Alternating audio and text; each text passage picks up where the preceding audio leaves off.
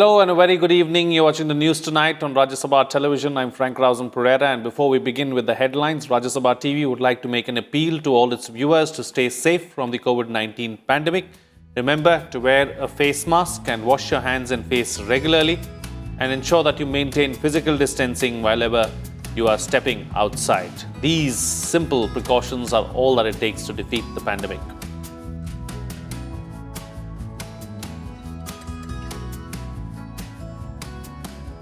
And now the headlines. Parliamentary standing committees of Rajya Sabha mark an increase in productivity. Meetings see a 15% rise in attendance. Duration improved by over 16%. Rajya Sabha Chairman M. Venkaiah Naidu appreciates performance of committees.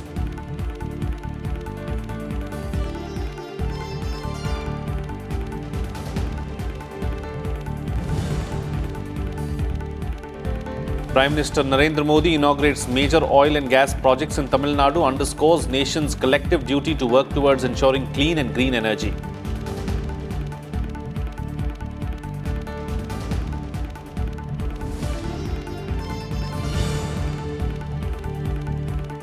Government taking steps to free IT industry from unnecessary regulations. Prime Minister Modi commends IT sector for healthy growth and creating lakhs of jobs in pandemic year. Calls on Indian companies to make world-class products.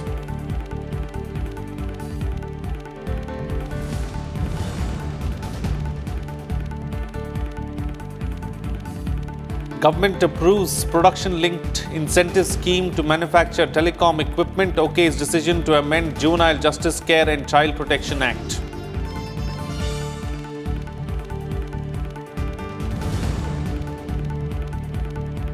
Centre's efforts strengthen democratic systems in Jammu and Kashmir. Local representatives tell visiting foreign envoys of landmark elections to district development councils and urban local bodies.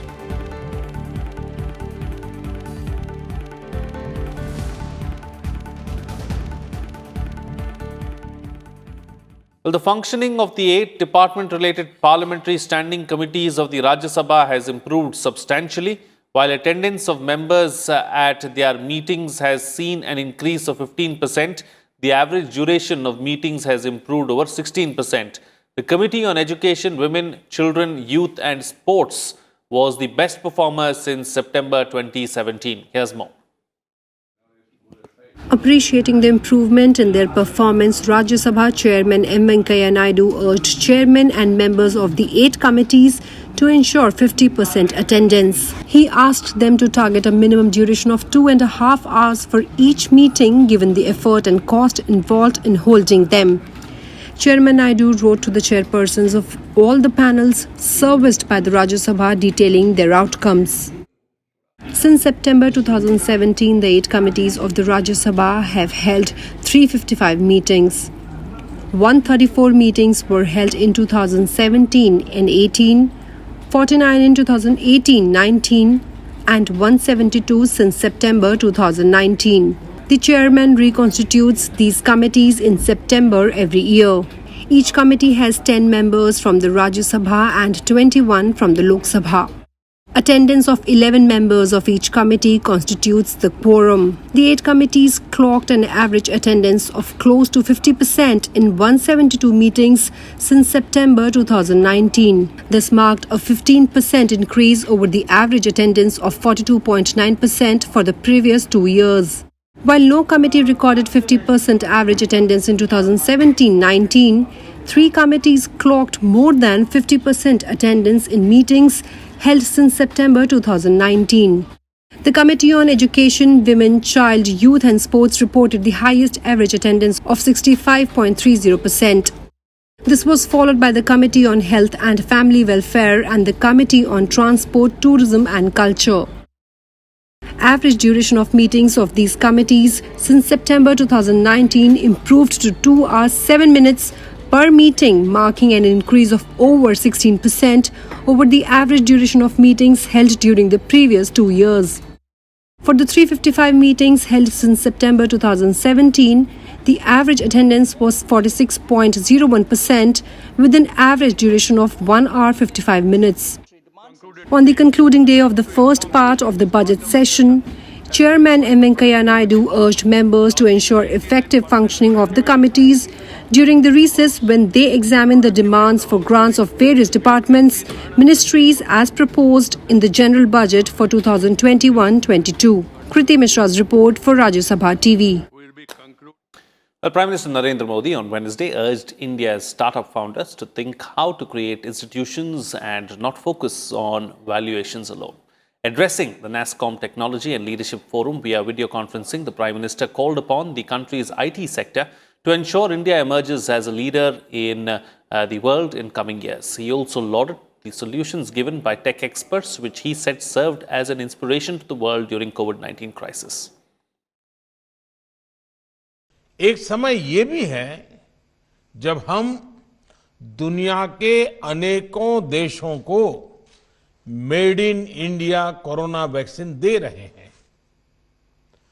Corona के दौरान भारत ने जो solutions दिए वो आज पूरी दुनिया के लिए प्रेरणा है।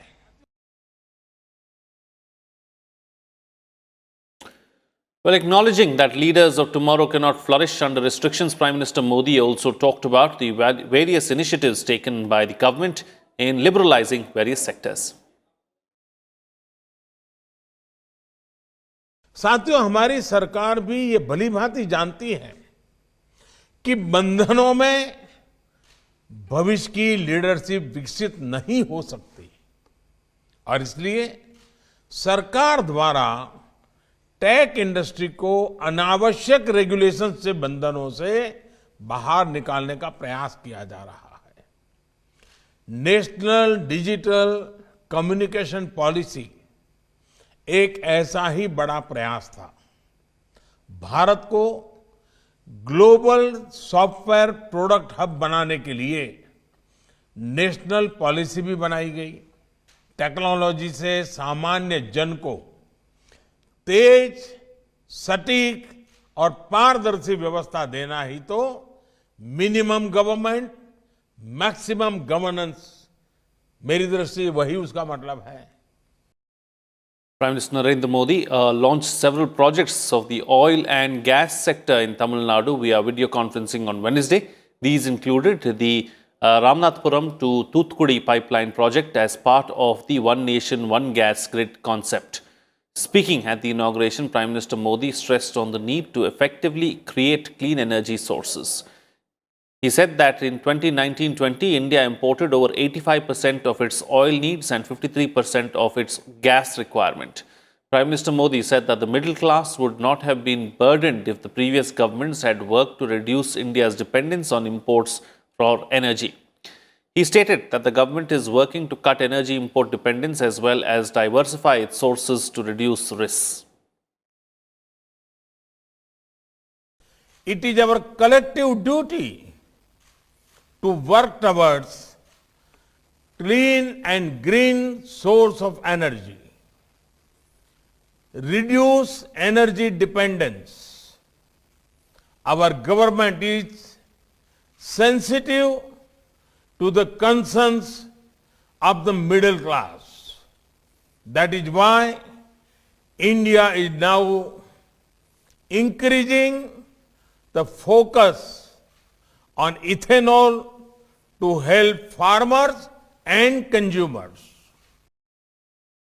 Well, the Prime Minister said that the focus now is towards using renewable sources of energy, which will form 40% of energy generated in the country by 2030. He also listed measures like use of solar pumps in irrigation and scrappage policy for vehicles.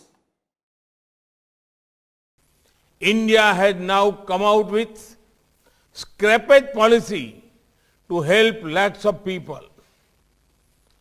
More Indian cities have metro coverage than never before. Solar pumps are getting more popular. They are helping farmers greatly.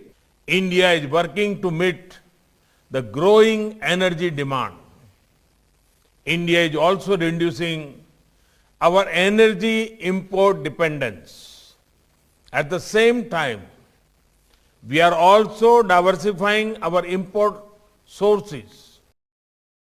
Well, Prime Minister Narendra Modi will launch several projects in Assam via video conferencing on Thursday. He will launch the Mahabahu Brahmaputra project aimed at providing seamless connectivity to the eastern parts of India. Prime Minister Modi will also lay the foundation stone of the Dhubri Phulbari Bridge and perform the groundbreaking ceremony for the construction of the Majuli Bridge. He will also launch digital solutions for ease of doing business. The program also includes inaugurations for the construction of tourist jetties at 4 locations with the financial assistance of 9.41 crore rupees from the Ministry of Tourism. These jetties will promote river cruise tourism, generate local employment and also generate growth for local businesses. A permanent inland water transport terminal will also be built at Jogi Ghopa under the program, which will connect with the multimodal logistics park also coming up there.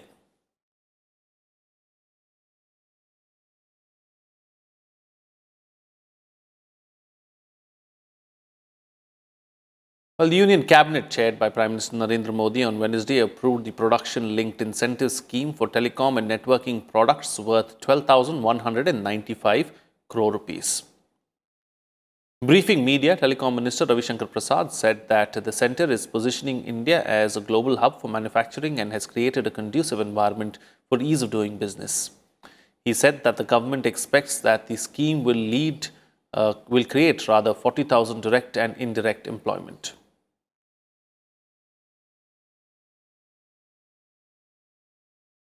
आज हमने telecom sector के लिए PLI को आज cabinet ने मंजूरी दी है और make in India telecom equipments में आगे बढ़े। अब 5G के इक्विपमेंट्स आएंगे, बाकी आएंगे, तो इसके लिए हमें इंसेंटिव देना ज़रूरी था। आत्मनिर्भर भारत में हम भारत की एमएसएमई को भी प्रमोट करना चाहते हैं। उनके लिए 10 करोड़ का थ्रेशोल्ड है कि आपका 10 करोड़ का है तो हम आप इसमें आ सकते हैं और आगे आप ऊपर तक 50 करोड़ तक जा सकते हैं। और जो हमारा अनुमान है, जो हम आपको बताना चाहते हैं कि हम 2,44,200 करोड़ का इंक्रीमेंटल प्रोडक्शन करेंगे। एक्सपोर्ट वर्थ 1,95,360 करोड़ और डायरेक्ट इनडायरेक्ट एम्प्लॉयमेंट 40,000 लोगों को देंगे। Well, the government also approved amendments to the Juvenile Justice Care and Protection of Children Act of 2015. Addressing media, Women and Child Development Minister Smriti Irani said in every district, the district magistrate and the additional district magistrate will get the power to monitor functions of agencies responsible for the implementation of the Act. The Cabinet also cleared signing of the Comprehensive Economic Cooperation and Partnership Agreement between India and Mauritius.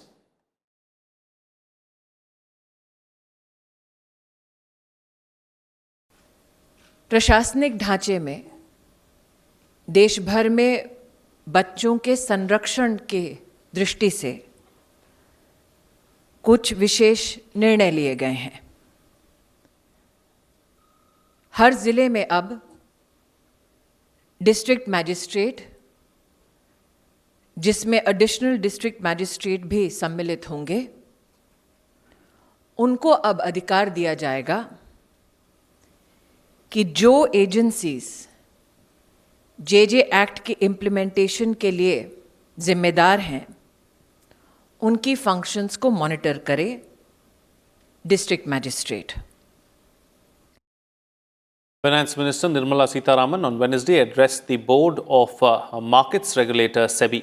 Finance Minister of State Finance Anurag Singh Thakur, SEBI Chairman Ajay Tyagi, Finance Secretary Ajay Bhushan Pandey, Economic Affairs Secretary Tarun Bajaj and other members of the Securities and Exchange Board of India were present in the meeting. Sitharaman also addressed the board of the Reserve Bank of India on Tuesday. It is customary for the Finance Minister to address the boards of SEBI and RBI after the presentation of the Union Budget every year.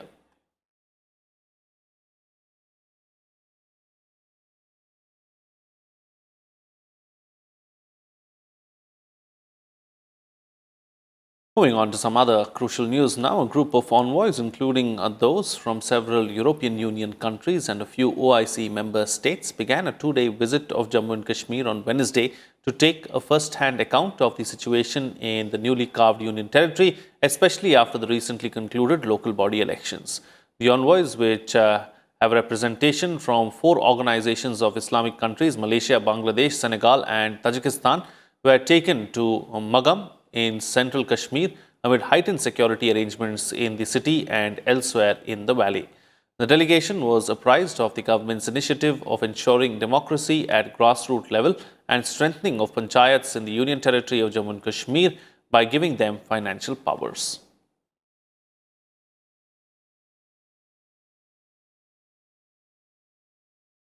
Democracy took place here.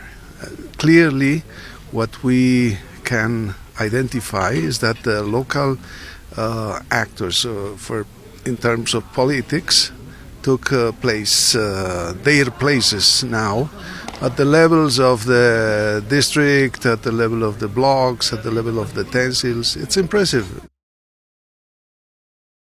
Well, nearly 92 lakh beneficiaries have been vaccinated for COVID-19 through 1,98,352 sessions so far. These include over 65 lakh healthcare workers and 26 lakh frontline workers, of which 68.5% of the eligible healthcare workers have received the first dose of COVID-19 vaccine, while 28.9% of the frontline workers have been vaccinated. On Wednesday, AIIMS Director Dr. Randeep Guleria received the COVID dose, or rather second dose of COVID-19 vaccine. He said that the COVID-19 situation in the country was getting better. Dr. Guleria also urged people to get vaccinated, saying that the vaccine is safe and immunogenic.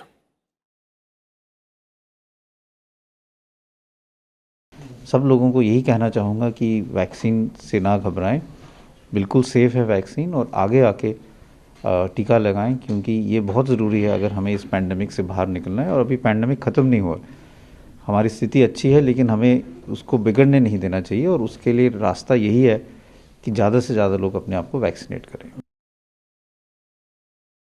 Meanwhile, India's active cases have declined to 1.36 lakh, comprising just 1.25% of the total cases. COVID-19 recovery rate has improved to 97.33%, with 11,833 recoveries in the last 24 hours. Over 1 crore 6 lakh people have recovered from the disease so far. With 11,610 new cases in the same period, COVID-19 cases tally has crossed 1 crore 9 lakh. 100 deaths were reported in the last 24 hours, taking the death toll to 1,55,913.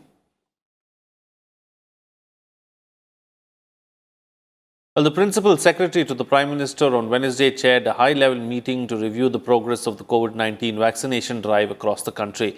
During the meeting, steps to accelerate the pace of vaccination were discussed. The Principal Secretary was apprised about the 2.0 version of the CoWIN app for self-registration of vaccine beneficiaries, which is ready to be launched soon. With this, population in the 50 years plus category can register themselves for COVID-19 vaccination. Discussions to involve private sector healthcare facilities in a significant way in the ongoing COVID-19 vaccination drive were also held. Meanwhile, India is hosting a meeting on the management of coronavirus pandemic on Thursday. 9 countries, including Afghanistan, Bangladesh, Bhutan, Maldives, Nepal, Pakistan and Sri Lanka have been invited. Mauritius and Seychelles have also been invited for the meeting on COVID-19 management, experience, good practices and way forward.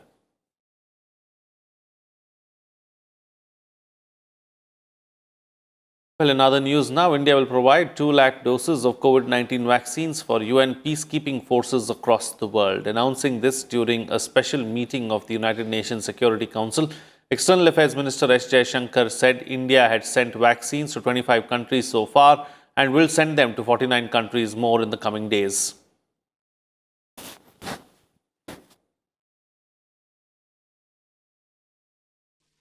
Keeping in mind the UN peacekeepers who operate in such difficult circumstances, we would like to announce today a gift of 200,000 doses for them as well.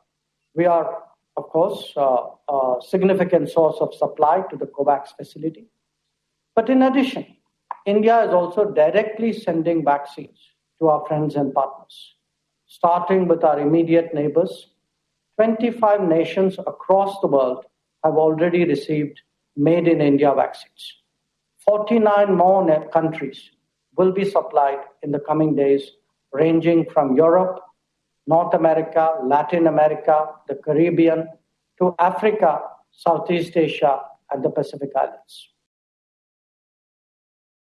Well, he also called for global collaboration on vaccines distribution and suggested a 9-point formula to tackle the pandemic. He also emphasized that other immunization activities should not stop. Proactively prepare for the next global pandemic by focusing on improving capacities, developing protocols, and building a knowledge base and expertise. Today, the pharmacy of the world is stepping forward to meet the global vaccines challenge. 2 vaccines, including one indigenously developed, have already been granted emergency authorization. Additionally, as many as 30 candidates are under various stages of development. Well, on a 2-day visit to Russia, Foreign Secretary Harshvardhan Shringla called on Russian Foreign Minister Sergei Lavrov on Wednesday. During the meeting, the two leaders discussed the wide-ranging special and privileged strategic partnership between India and Russia and ways to further strengthen it. Shringla also conveyed greetings of External Affairs Minister S. Jaishankar to him. He also met with Deputy Foreign Minister Igor Morgulov and held Foreign Office consultations. The two leaders discussed bilateral issues, cooperation in multilateral organizations, as well as regional and global issues of mutual interest. Shringla and Morgulov also reviewed preparatory work for the forthcoming high-level meetings, including annual bilateral summit.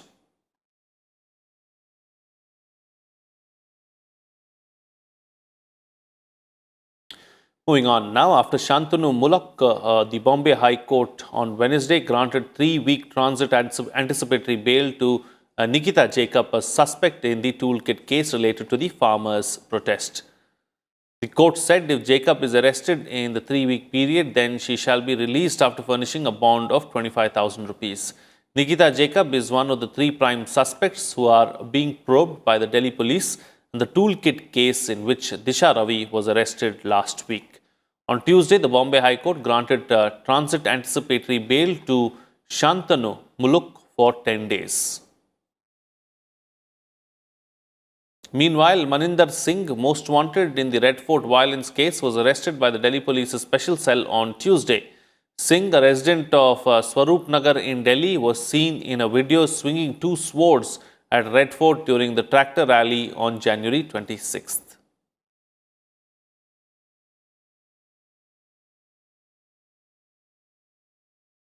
Well, that's it on this newscast. But before we leave, Rajya Sabha TV would like to make an appeal to all its viewers to stay safe from the COVID-19 pandemic. Remember, wear a face mask and also wash your hands and face regularly and maintain physical distancing wherever you are stepping outside.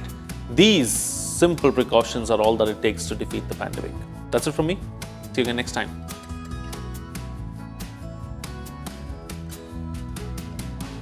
Bulletin.